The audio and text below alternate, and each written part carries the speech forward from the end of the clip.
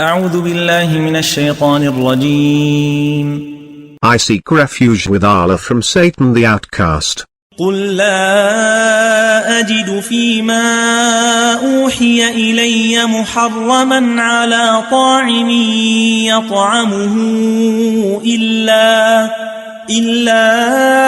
أن يكون ميتة أو دما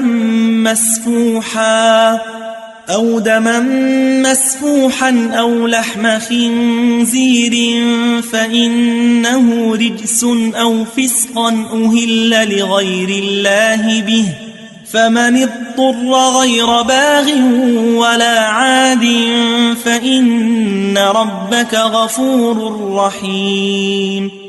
Say, in what was revealed to me, I find nothing forbidden to a consumer who eats it, except carrion, or spilled blood, or the flesh of swine, because it is impure, or a sinful offering dedicated to other than Allah. But if someone is compelled by necessity, without being deliberate or malicious, your Lord is forgiving and merciful. وعلى الذين هادوا حرمنا كل ذي ظفر ومن البقر والغنم حرمنا عليهم شحومهما إلا ما حملت ظهورهما أو الحوايا أو ما اختلط بعظم ذلك جزيناهم ببغيهم وإنا لصادقون. For the Jews we forbade everything with claws. As of cattle and sheep, we forbade them their fat, except what adheres to their backs, or the entrails, or what is mixed with bone.